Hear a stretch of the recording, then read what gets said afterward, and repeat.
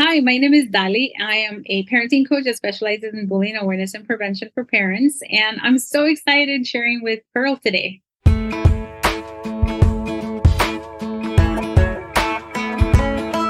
Hello, sunshine, good to see you again. Had to walk out to let you back in. Stuck in a storm of a relationship. Lost my fire. Oh, and I forgot about me for way too long. But it's rolled on. Now there ain't no shade around here. Once you leave the clouds, you're under. Ain't it funny how there ain't no rain? All clean. Why'd it take so long to leave you in the rearview mirror? Now nobody gonna steal my sunshine or turn my blue sky gray.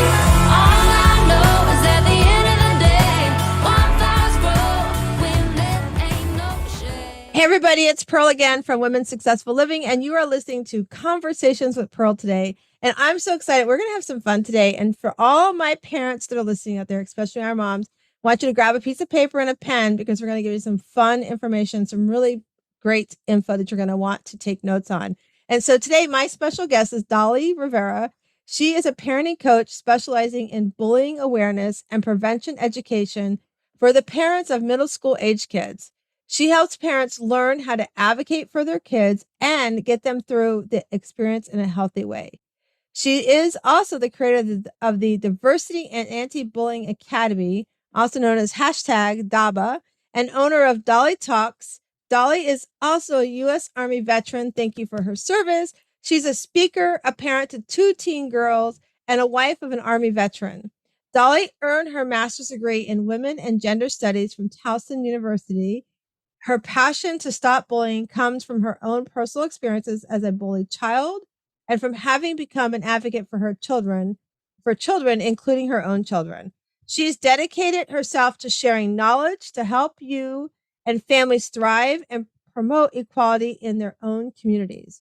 And listen, you can benefit from Dali's free resources through the Dali Talks podcast, Dali Talks shows on YouTube, Instagram, and her blog at DaliTalks.com. And we're going to make sure we put all that into the show notes so you will be able to find that. But Dali, welcome to the show. I'm so excited to have you today. Thank you so much. I'm excited as well. This is so fun. So Dali, tell us, we heard a little bit about your bio, but tell us a little bit about your background and what shaped you through the years to want to bring this platform. This is a very important, subject matter, and we're seeing more and more, every day we're turning the news on and something's happening. So share with us why this for you? So I experienced bullying as a child. I came from Nicaragua at the age of 7. And, you're just a different kid and you experience all these things. And sometimes kids are not very nice, mostly because they just don't understand why you're different. And that really shaped who I was at the age of 7. I went from a vibrant child to very introverted and just wishing I were invisible because of all the different attacks. And when children arrive to the United States, nobody educates them on culture and like the history of the United States. So I remember being called the N-word a lot and like slurs that were used for Latinos who came from mainly Mexico to the United States. And I always wondered what that meant. And I just knew it was hurtful. So, I felt like something was wrong with me because all these kids from everywhere would call me names and stuff.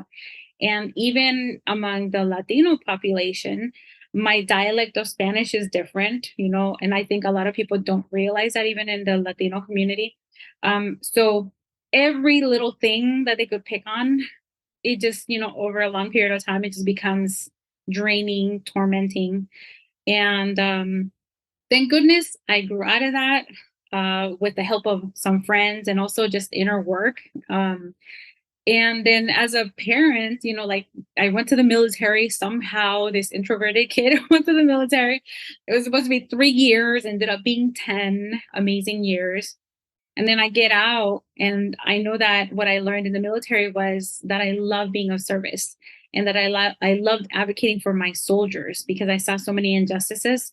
So, I left that and immediately transitioned into motherhood. And my child started school like every other child at the age of 5, and she gets bullied that first week, as she's getting on the bus.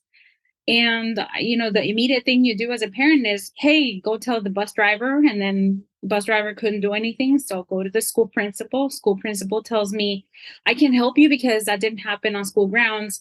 And then it was, oh, well, we have to follow policy. And I'm like, what the heck? This policy is like hindering instead of helping. So what's going on? And, what I found out was a lot of parents, including myself, we were just not educated on how bullying incidents are handled by the school. And so here's a parent with this thought of, well, the school's there to protect my child. They're going to act immediately. It's a simple fix because all they got to do is remove the kids from the bus, make sure they leave her alone, and that's it. There was nothing wrong with my child. She was very vibrant, very outspoken child. And to see her from being excited to like, I don't want to go to school anymore because these boys are messing with me, you know, it's just heart shattering. So I began researching everything I could about that policy she kept talking about, the school principal. And then from there, I just down the rabbit hole, and I pretty much never stopped since. It's been incredible how much information I found, but it's also incredible how much information there is lacking even today to help parents. So I decided I'm going to just volunteer my time and give this information to parents. And 7 years later, my husband one day says, hey, because I had just gotten laid off, he says, hey, it's time for you to start getting paid for those workshops you've been, offering for free. And I was like, oh no, I can't do that. and he talked me into it and actually set up my very first appointment to pitch to a school principal. And that's pretty much how it began. I was like, I already have everything written out. I had slides, I had done workshops, and 5 years in business now. And here I am. So I help parents and I also go to organizations and provide workshops. That's such a great story, and how you took something that was traumatic for you and found that it wasn't just you, it was a need throughout your community, throughout those that are in your culture. And then also here you are, do your service, and we all, and yes, thank you for your service. And 10 years as a female in the service, I know it's not easy. I have many friends that are females that have retired out, and some of the stories they share are pretty surprising. And then to go, and then you watch, you have these beautiful children, and you watch your like you said, so excited to go to school. I mean, every 5-year-old is scared and excited at the same time to go to school, and then to have her go through that process. And I remember, it's funny you said that. I remember that an incident happened with my son, and I got told the same thing by the principal, and they're both grown and out of school, and I was sitting there going, well, it's still tied together. Like they're in a vehicle coming to you at your school. How is that not tied together? And it's just so surprising. And then advocating, for them is, in some regards, they look at the parents like, oh, you're just that troublemaker, but really you're advocating for your child to have that safe environment and to create that. And then I think it's so cool that your husband says, many times I talk here often, and I've coached women who are like, I want to go do this, but my husband is just like so against it, or my partner doesn't want me to do it for whatever the reasons are. And then here you are, your amazing husband says, I think you should do something with this. And look what you're doing. I mean, we're looking at the back. So those that are listening, she has this amazing wall on the back of her that's got some of her work, some of her characters that are in some of her books. And it's just so awesome to see somebody feeling a need that's such a need, and it's sad, and how much of a need it is, right? Like how much of a void we still, and how long we still have to go with it, right? And it's such a long thing. So tell us, Dali, like when you started on this journey of seeing this need and going down the rabbit hole, I like that you shared, went down the rabbit hole and keep digging deeper and deeper. Like, what was some of the top, if you could tell us and the listeners, what were some of the top 3 things that you saw or are seeing that comes around bullying right now? Oh, that's such a good question, Pearl.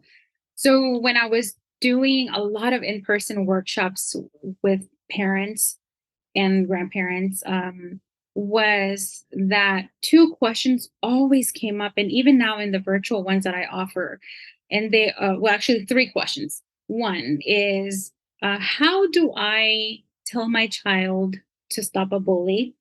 The other one is, how do I handle a situation when the teacher is bullying my child? And the other one is, how do I stop workplace bullying or harassment? And that has been consistently the three questions that always come up. And it's crazy because people don't correlate bullying with work, or they don't accept that teachers can bully a child. And some of the wording that I consistently hear is, oh, kids are just soft. This generation just doesn't know how to deal with conflict. They're just they're too cuddled, or that's just part of life. Just, it's part of being a kid. You grow up, you'll be fine.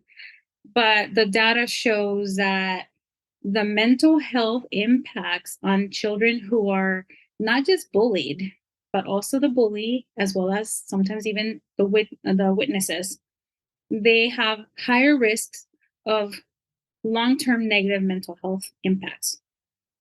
And all the data, I mean, whether you go to the Association of Psychology for Children, uh, there's so much data out there. And it is not that kids are weak or soft. It is that bullying has evolved. I mean, when a lot of us were younger, we didn't have cell phones. So bullying would stop at school because you go home and that was your safe space.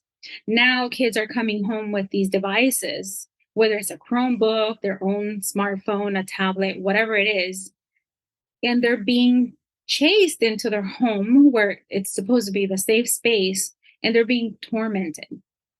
And even adults don't really know how to define bullying clearly.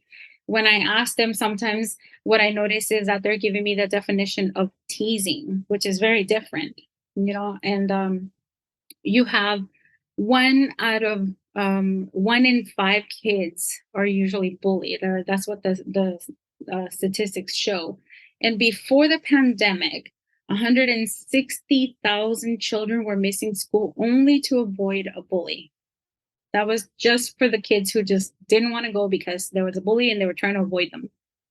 Those are huge numbers. And if we need to convince our population or the schools to do something about it, then maybe if I translate this into how it impacts your pockets, your money, right? So a lot of schools, they get paid based off of how many children attend school every day, and there's a certain dollar amount per child. So if you have 160,000 kids every day in the United States missing school, and they're being paid every single child, the school is being paid, say, 110, $120, which is normally around what it is. That's millions of dollars out of the education system because the child is missing school only because they're missing, they don't want to face that bully. They don't want to go back to that. And the parents are not being educated by the school system, right? You have schools that have anti-bullying programs or bullying awareness programs. And if you think about it, most schools, they don't implement it every single day. Sometimes they have something like a kindness campaign, but these are like band-aid programs that don't talk in depth about what bullying looks like, what different types of bullying look like, ways to respond, like how the parents can advocate for their children. And that's where I come in. I talk to the parents about where to find the policy. Let's read it together. Let's analyze it, pick it apart. What lingo are they using? How are they defining bullying? And does your situation with your child meet the requirements of the bullying definition at your child's school? Because they won't help you really if it doesn't meet that. They're like, oh no, it's not defined by that. I mean, there's so many things I found out. Like every time I would go and report to the teachers or to the principal, I would just walk up and tell her, right? Well, come to find out, it's really official when you actually submit it in writing, because then they now are legally responsible to do something about it. And I mean, all these things you don't find out, right? Until either it happens to you or until you do the research. And parents are not speaking up. For example, I give, the example of the anti-bullying programs. Most parents, when I ask them, does your school have a program for your children? They're like, oh yeah, they do. What's it called? They have no idea. How often do they implement? No idea. Have you read the policy or bullying reporting or any type of reporting at your school? Most of them haven't. And this is very common. So when parents don't know how the school operates, when it comes time to advocate for your child, sometimes you're missing those really important elements that you should be aware about so that you can use those to your advantage to advocate for your child. So, I mean, there's so much I can share. So I'm going to stop right there in case you have questions. Because Yeah, no, that's great information. I want to go back to the top three, like you were saying, like, how do I, tell my child, to stop a bully? And then at the same time, I was thinking you were talking about the statistics too about the child that is doing the bullying too. And you're in my head, I'm going, when you stop and think about that child, there's something happening at home probably that's leading to that happening. And, and that child may be bullied. I don't, that's some of the studies that I'm sure are out there. But then when you think about the teachers bullying, that's what's so, that's so troubling to me because I know, and I've seen it, and I've heard it. I've had friends who had teachers, and I remember when I was in school, I had a teacher that bullied me, and I was just like, it was very upsetting. I mean, that was, I believe, I was like in first or second grade, and back then you could paddle at the school, and I Oh, got yeah. paddled by this teacher who was a bully, and I'll never forget my mom coming up there. She was like a storm coming through. Look out, but and then and you're right, the workplace bully, a lot of people don't talk about that and they don't realize you are being bullied at work. And, those are three interesting and really, as you think about it, they're very powerful top three ones that you shared. And then, to talk about that 1 in 5 are being bullied. I mean, that's a big number. That's a big, big number, Yeah, and when you have 35 kids in a classroom, one every five, that yeah. that's a lot. And that's really sad because no child should feel not safe at their place of education. Right. And then what you said to me, what you said to us is that, and I didn't think about this, like if it's not in writing, you can go and tell all you want, but they don't have to do anything. So it's important, is what I'm hearing you, Dali, say. It's important to put it in writing because then they have to answer to it. They have to respond to it. Right. So what comes to mind, what I'm thinking about too is, and you're right, that the other part of that, like they are paid in school. I remember when the beginning of the school year, when they do the count, make sure your kid's in school, make sure your kid's in school. They want that count number, right? Mhm. But so what do you say to that parent who their child right now is being bullied and they just don't want to go to school, and you're kind of lost on what do I do? Like, what would you say are some of the first steps that a parent could do if they're in that situation where they love they know that they're, because we do hear, and I'm trying to be very mindful of the words that we use, but we do hear where our young kids are taking their lives because they're being bullied at school. And in some situations, maybe the parent knew, but in some situations, the parents have done so much, but they're not sure what else to do or where to start. So, what do you say to that person, Dali, that comes to you and says, I know my child's being bullied, and I just don't know what to do because he has to go to school, but he's scared to go to school. And so, how do you walk them through that? Ooh, okay. So with your child, the first thing you should do is as soon as they tell you that something's going on, never question that never question its intensity or that if it really happened. The moment you ask them, "Oh, are you sure?" You just crushed their hearts. You invalidated their experience. And remember that the experience is theirs and it's very real to them. And at this point, just say, "I'm really sorry that this is happening to you. You don't deserve it." And then ask them, "How can I help you?" You want to make sure that they're in charge. And also, I want you to keep in mind that your child knows their school better than you do. No matter how much you volunteer there, they know it from that lens of that student. And so they will know sometimes or have an idea what you could do that will help or what you could do that might make it worse. And all kids are like, "No, no, mom, don't go down there, and you're going to make it worse," because retaliation is real. So listen to your child. If they have a solution and they just need your support, then go with it. If they need more help than your support, please, please reach out to the appropriate person, like a mental health specialist. The schools have many resources. For example, the school psychologist, they're usually there to help with some emotional, social emotional work, but they're also there to do like the IEPs, the testing for any learning differences or anything like that. But ask them because sometimes they have really good resources to help kids who are going through bullying.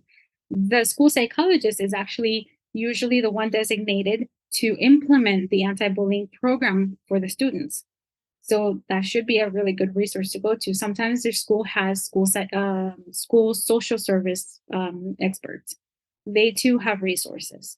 Um, Sometimes a person of influence at the school, maybe a favorite teacher, just make sure that that person's values or like ways of mentoring your child aligned with your values and your morals, and make sure that that's a safe person because things happen nowadays. You can't be too careful with your child, but you have to ultimately empower your child with confidence. And this comes in so many ways, right? Because it can be like teaching your child how to respond properly to a bullying situation. Number one, a myth that a lot of people believe is that if you respond, it's going to get worse.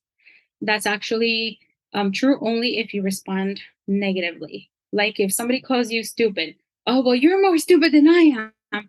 Yeah, that's gonna raise a lot of red flags. It's gonna get worse. But if somebody calls you stupid, say, oh man, you know what? I'm working on myself. Thank you for letting me know. Because they don't see it coming. And a person who bullies is always trying to get a rise out of their victim. They want this shock element and they thrive off of that. So if you respond with something positive, something neutral, or sometimes not even at all, you just ignore it, it can stop pretty quickly. The other way is by telling them to just say, hey, cut it out. That's not cool. Call out the action, not the person. So don't say, hey, cut it out. You're being a bully, because now you're insulting. You're calling them a bully, and nobody likes to be, even the bully doesn't like that, right? So you say, hey, cut it out. Those are bullying behaviors. You could say that. I mean, no kid's going to say that because it's kind of too geeky, but I'm just giving the example.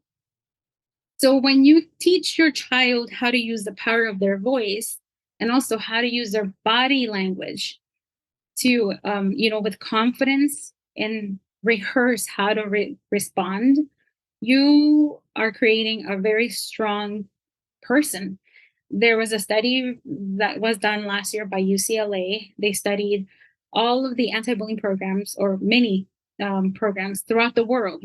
And the one that they found was most effective is one that's used in Finland for one reason, that they role play, which I'm proud to say I have been inculcating this idea in the parents that I teach since day one. Because I recognize that with my daughter, when she was being bullied, I would tell her, like, no, baby, you need to stand up like this and you need to talk like this. And this is what you say to him. And, with a like confident, not shouting because it's different. And I remember that helped her. So I carried that on in what I've been doing all these years, right? And so I was very happy to hear that UCLA found that role playing, teaching them to, be empowered and how to respond works. So yeah, your teen child is probably not going to want to role play with you. And they're like, oh, that's not me. you know. But if you have younger ones, use it. And don't forget that if you are dealing with any type of bullying at home, which happens, it happens with family members, with cousins, siblings, mother-in-laws, father-in-laws. Just if your children are not seeing you stand up for yourself, you're role modeling to not do that for yourself. So be very careful, with what they're watching, but encourage them to build up that confidence, not just in speaking up, but also with challenging themselves. So, like, for example, one of my kids to this day, she's 15, she still struggles sometimes with things like going to the cash register and asking for a price. So I'm like, nope, you've got to go. And she's like, no, please, mom. I'm like, come on, you've done this before. You survived. Go do it. And she'll do it. And she's like, oh, okay, yes, I forgot. That does feel good. And she's like, I did it. Every child is different, and they're going to go through waves of confidence. They're going to go through really shy moments, and then something will happen, maybe new friends, maybe they're intimidated by a child that's a little too vivacious for them, and maybe that'll dim their little light, but then you got to be there to make sure that that's shining as bright as possible.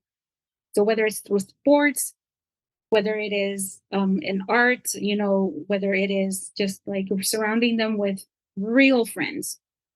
When I say real friends, I mean the friends who didn't laugh when they were being bullied. Instead, they either helped stop it, or after it happened, they walked up to them and like, hey, I'm sorry I couldn't step in. I was afraid, but you don't deserve this, and I'm here for you. Those are real good friends. So there's many things, as you see, that you can do, and I can give you even more examples, but hopefully there's something to get you started with. No, those are definitely great examples. And it reminded me of so my older son, Matthew, we adopted Matt when he was a month old, and he's mixed race. And our younger son we had through in vitro.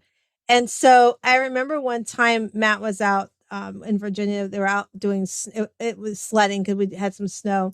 And he came in, he was really, really upset. And he was, I'm like, what's wrong with you? Like, what's going on? And on our street we had like I think 15 boys. Like every house had boys. There was like one or two houses that had girls.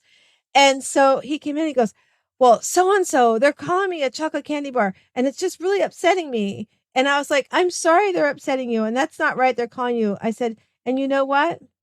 You can tell them that people like chocolate candy bars better than like white candy bars. He just looked at me, and my husband goes, that's so smart. But I'm like, that, no, it's just like projecting it back to them. Well, they like chocolate. I don't see very many white candy bars around. I see lots of chocolate candy bars around, Good for you. Yes. I was like, so that example, I was like, when you were talking about, I'm like, oh, I'm so proud of myself for doing that, and I didn't even know we didn't have a thing back then, but and even like, as he went to school, as he hit high school, I didn't realize how much, because he didn't share it. He's in high school and he's a jock. When am I going to share that? Like you were saying.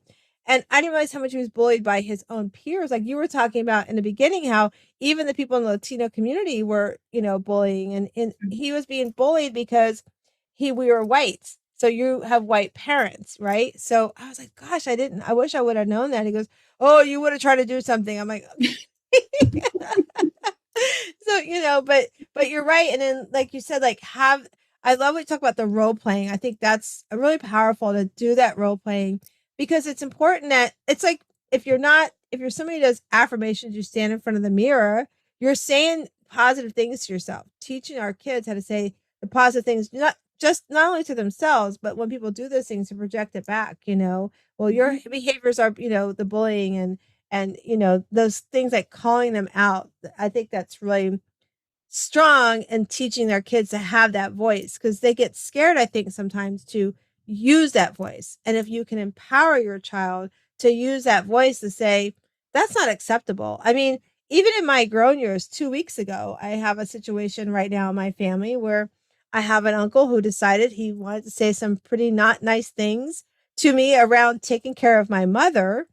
And, and it was pretty ugly, the things he said. And I called my mom, and, my mom believes that, oh, he's a patriarch of the family, we have to do what he says. And I'm like, no. And I said to her, I mean, right now I have huge boundaries around her, because I said to her, listen, I grew up in a house where my dad treated you a certain way.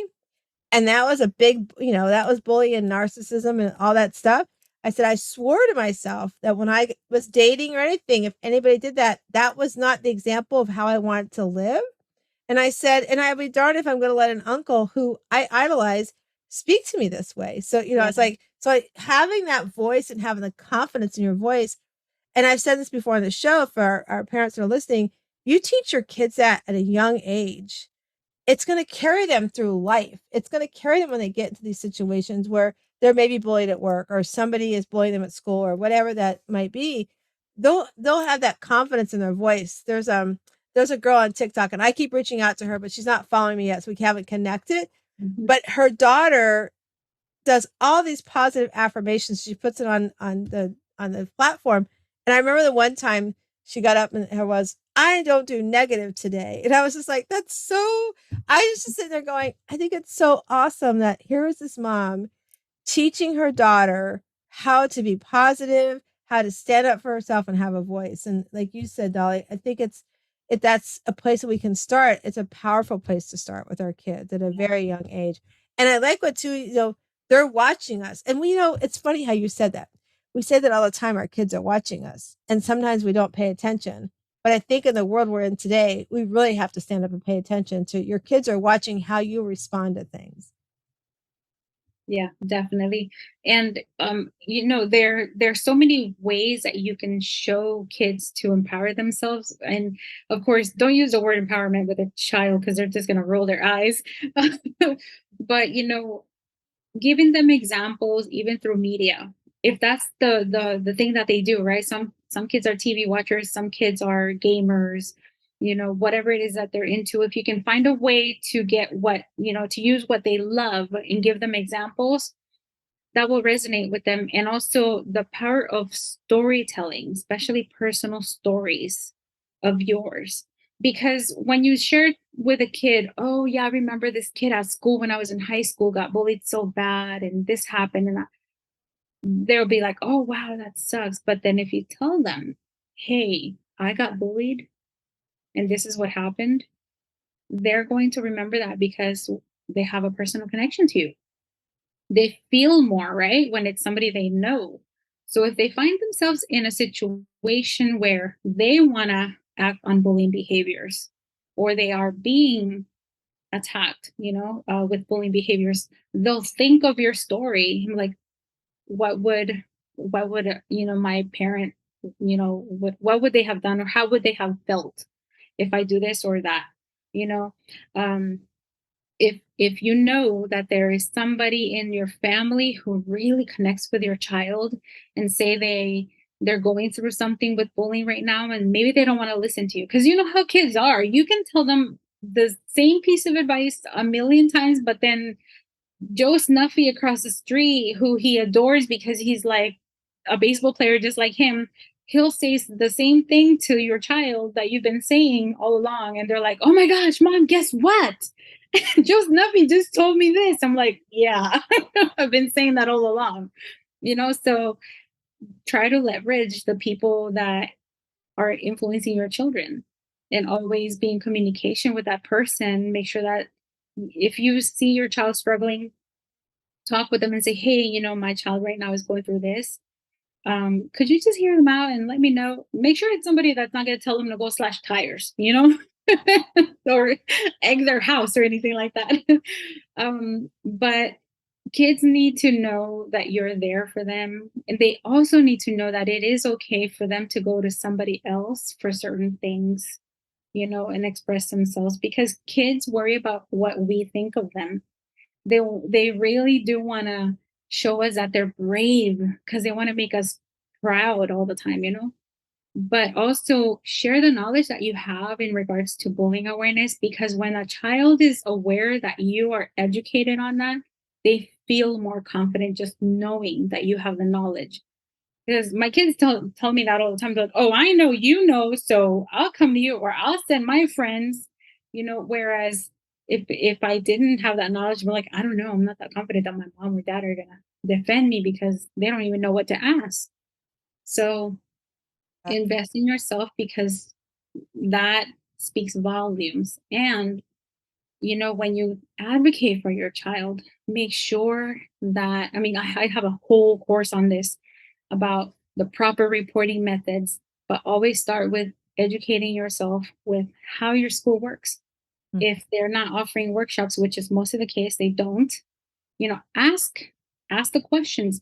Who handles the investigations? How are they in, how long is the investigation process? How much training does this person have doing these investigations? Right. What are my rights? How do I communicate? What's best? Yeah, I always tell parents, whatever you can track, hopefully email, the better. Yeah. Because if your principal has every single, you know, um, intention of helping, but their plan is just not working, then it's time to escalate it up to the district and speak to that superintendent.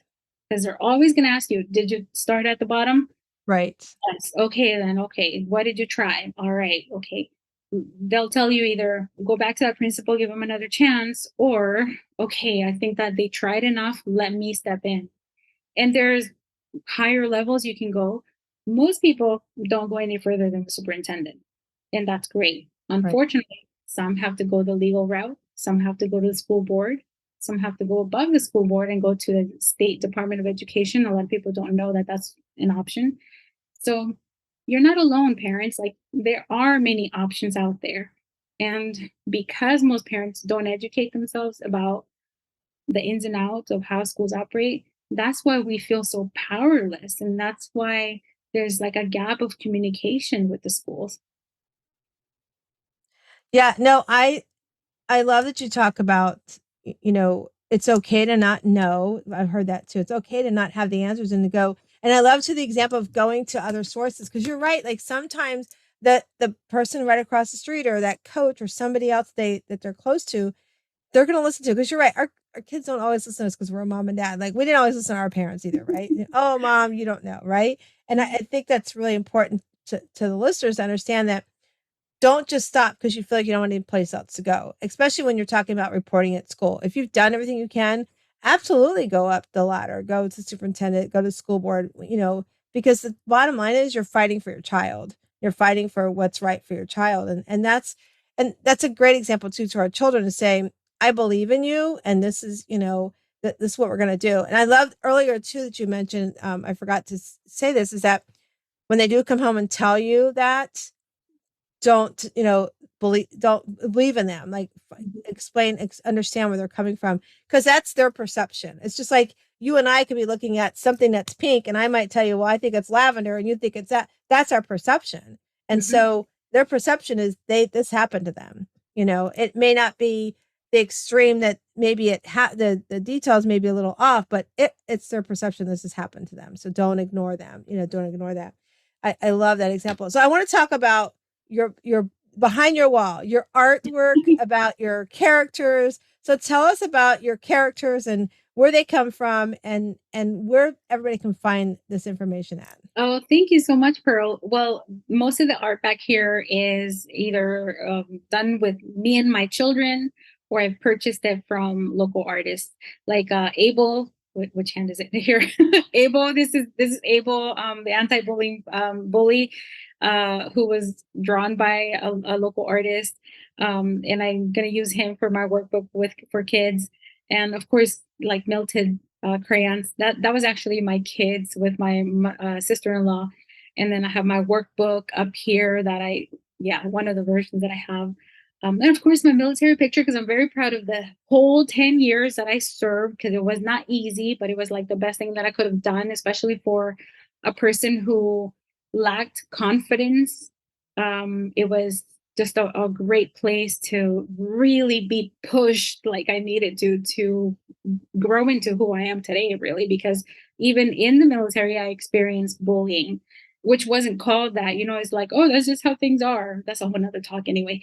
But that's what this wall is about. So I have a lot of really cool things, and I love that you love it. Everybody that sees it always compliments me. And it's empowering. It's so colorful, and it brings up great different feelings when you look at it. And I love the character for the Able, for the stop the bullying. I think it's so powerful. So speaking of powerful, Dali, and what I coach on is I coach with women to help them put themselves first without guilt, like learn to say no to others and yes to themselves more often, and overcome that people pleasing, right? So one of the things that we coach on is we have what's called our Shiro GPS. So it's our Shiro method, which helps you, you start out, you need those resources. You've got to start the car. So where do you start stepping into who you want to be, right? And so I want to, if you'll let me play along with you, I want to kind of talk to you about some of those letters. So the S stands for strong. And so, as like we're talking here, as we teach our kids to how to respond to the bullying or the bully and how to share with you, right? We're teaching them to become stronger in that and putting themselves first. And that's what I feel like the S is for women too, is as you overcome that people pleasing and learn to say yes to you and fill your cup more, you have this new strength. So I would love, because yes, you've had many years in the service, everything you're doing here and what you've grown up in coming from another country. If you can think back in a time when you hear the word strong, that strength pulled you through something, would you be open to sharing that with our listeners? Yeah, so you want me to share a specific event? Sure. Okay. Oh my gosh, I have so many to pick from. Uh, wow. Okay, so I experienced some real heavy bullying when I was in the military, and I was very intimidated. In Latin America, just like in many other countries, children are raised to think you cannot question people of authority, and that can be very dangerous because that's how a lot of abuse happens in kids, right? But I was like in my early 20s, and I had made rank really fast because I was on it. I had a great mentor, and I was being harassed by this person above me, higher level. And I remember my mentor and my husband, they were so mad because they were like, you just got to stand up for yourself. Like it doesn't matter how scared you are. You need to walk in there, make your case. I don't care if you cry while you're saying it, you need to say it.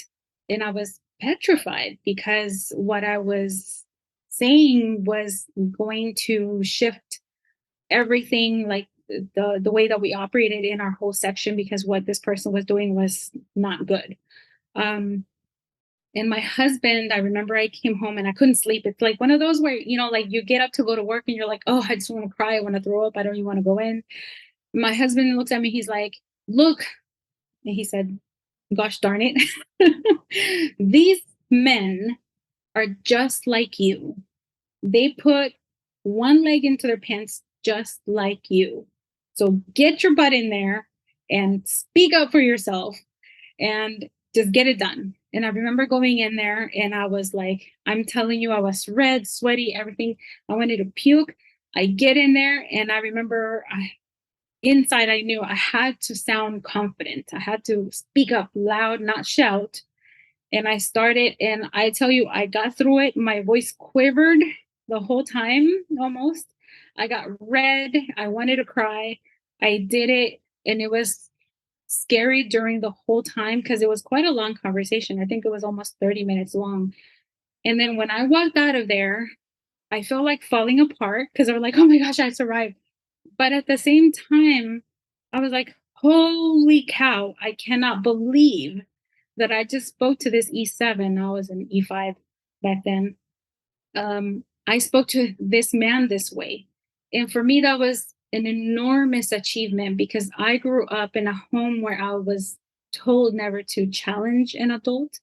I grew up in a violent home too.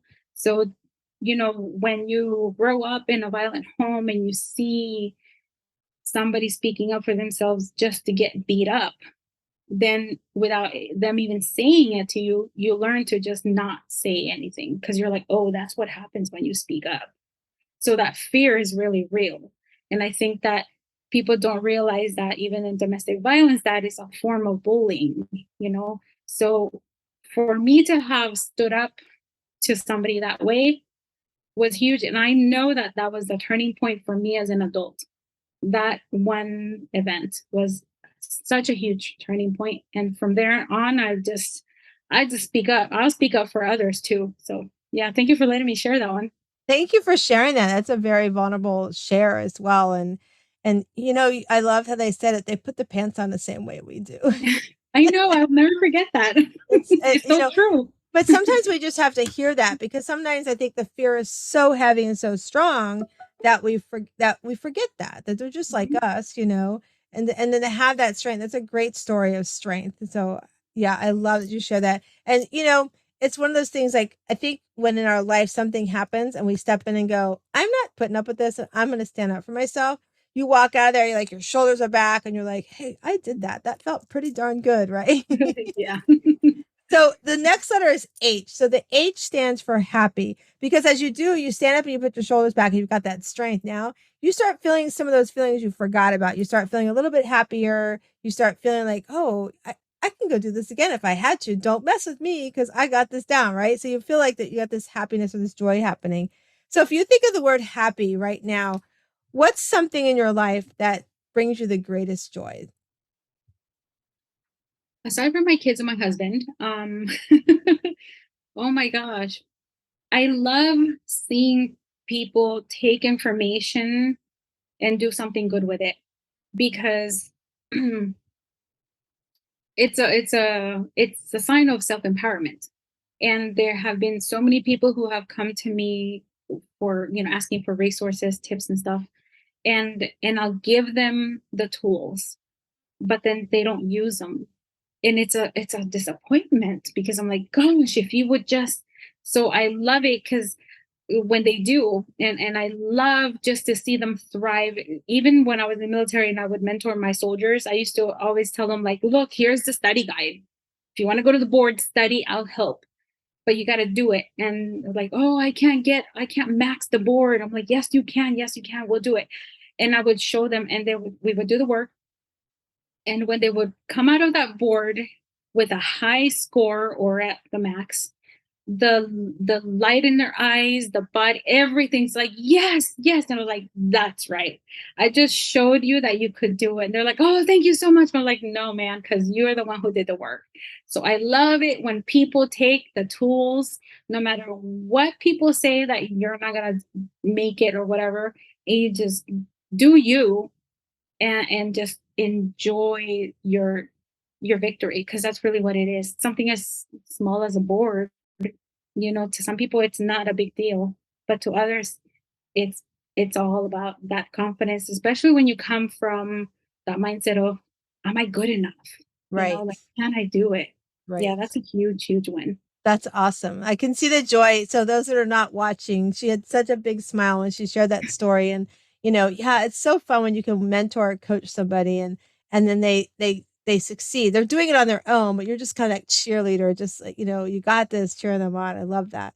So kind of goes with what the letter E stands for, and the E is for empowerment. So as you become, stronger, you're happier. Now you feel like you've got this power to be like, I can do anything. Nothing's going to stand in my way. And whether it's starting a business like you did, or whether it's, standing up to a bully like our kids will do, something that empowers you. What right now in your life, what's happening in what you're doing that is empowering you to keep pushing forward with your message? Oh, wow, that's a good question. What is empowering me? um I really feel like it's all the parents who want the questions answered.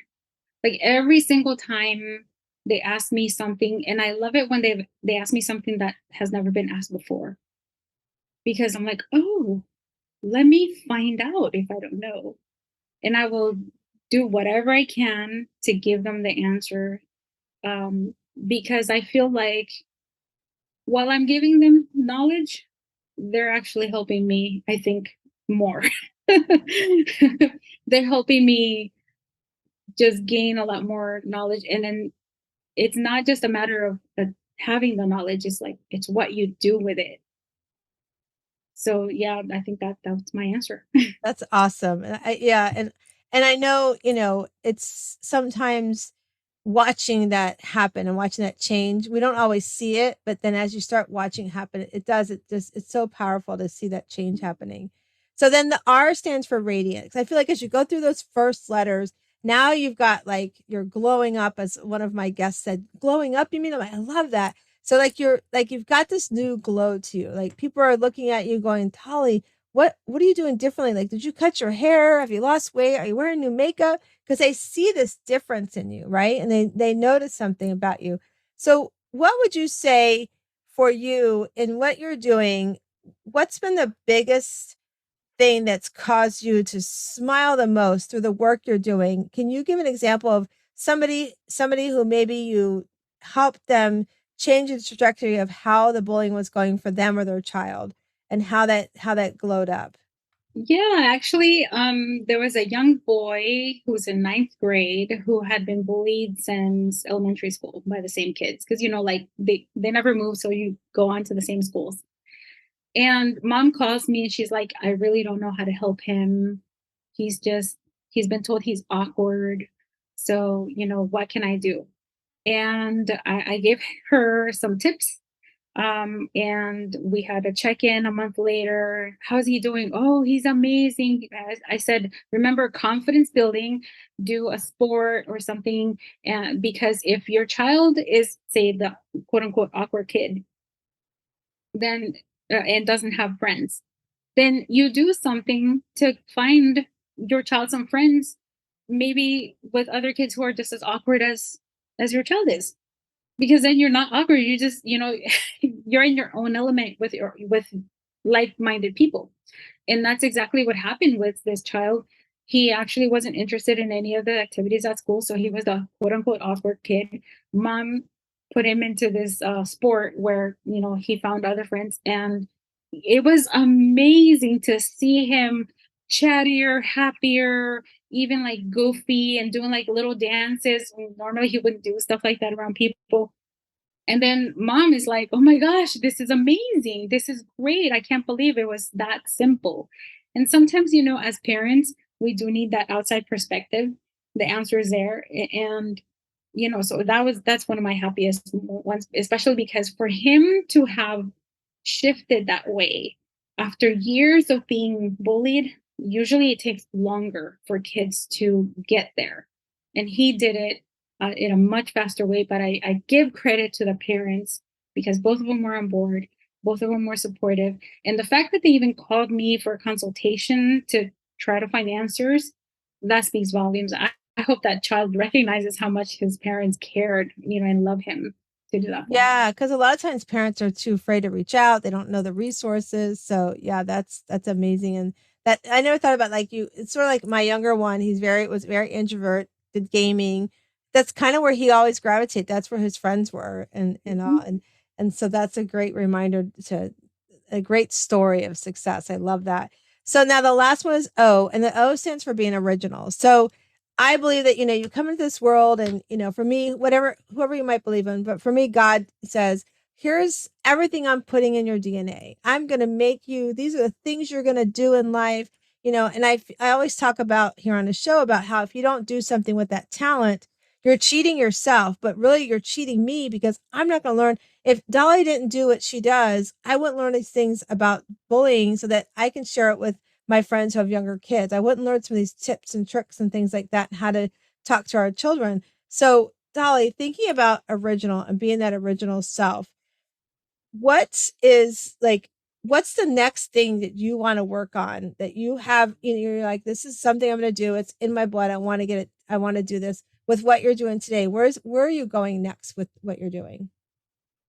Oh, that's such a good question. So I have a big, enormous dream, and that is to get the Diversity and Anti-Bullying Academy to as many schools as possible, and not just schools, but organizations that want this for parents. Um, that's my big dream, right? But of course, I have to do other things before I get there. So my next one is actually to write a book for the parents. This has been a real challenge for me because I've written workbooks and stuff. Initially, I start them as this is going to be it. This is going to be the book for the parents, but somehow it shifts into something else. So I've told myself this year is it. I think I found the right editor to help me and guide me. And there's a lot of I think resistance with it because I think that it kind of reminds me of what I went through as a child, because it was tough. And while I'm good, it's just like resurfacing some of that stuff can be a little scary. So I'm just being real here. That's my next goal of the book. But really my big picture is to get DABA out because I know that parents need it. When we have kids taking their lives because they're so tormented, they feel like that's the only way out. We need to do something about it. We need to stop talking about bullying as if it's just a childhood thing because it's not. It's not normal to take your life. It's not normal Right. to be so depressed. It's not normal for someone as young as 6 years old to take their life because they've been bullied. Absolutely. I can't wait for the book to come out. It's going to be an amazing book. It's going to be awesome. So I thank you so much for playing along. And so I just looked down, I'm like, oh my gosh, our time's like running out. So Dali, tell everybody where they can find you at, and we'll put it in the show notes as well. Thank you, Pearl. Yes, I am available anywhere on social media. My handle is at DaliTalks. That's DaliTalks. I mean LKS. I'm sorry. Or DaliTalks.com. And yeah, you can DM me, or I'm on Facebook, PM me there. And I have a blog. I also have a podcast, the Dali Talks podcast, and I share not just information about bullying, but just overall parenting, like being a human type of information to help you grow, not just as a parent, but as a human being. And Pearl, thank you so much for this conversation. Thank you for taking the interest in it, because you're just proof that there's other parents that still need this. And I'm here to be a resource. Oh, I'm so glad we were able to bring this subject to this show, and I'm so honored to have you here. Okay, and so I did forewarn Dali that we are doing our Better Questions, Better Life cards. So if you want these, go to betterquestionsbetterlife.com. There's 77 different cards. So I'm going to shuffle, and Dali, you're going to tell me when to stop. Here we go. Stop. So her question says, what is my point of impact? What is your point of impact? I'm not sure I understand that correctly. I'm an overthinker, so. So where are you showing, like, where are you impacting? Where's your landing point of impact? Like, I mean, I think what you're doing, I think you know the answer, so I'm not going to. Yeah, so the parents, definitely the parents, because they need help, and it's okay to need help, because there's no such thing as a parent. I always tell people, because our children don't come with manuals, let's all collectively share information and make our manual, because everybody has so much information from different experiences, that we can help one another out with love, without criticism, and just to make better kids and have them live a happier childhood. I think that's a great point of impact for you, my darling. So I'm so glad you're on with the show with us today. And for those that are listening, if you're watching on YouTube, please like our channel on YouTube and then subscribe at Conversations with Pearl. But I want to remind you guys all that you come into this world, you are this rough shell, this tough oyster on the outside. But as you open it up, you find your own beautiful pearl. And I hope today you go out and you find your pearl to greatness. And we will see you next time. Thank you. That was beautiful, Pearl.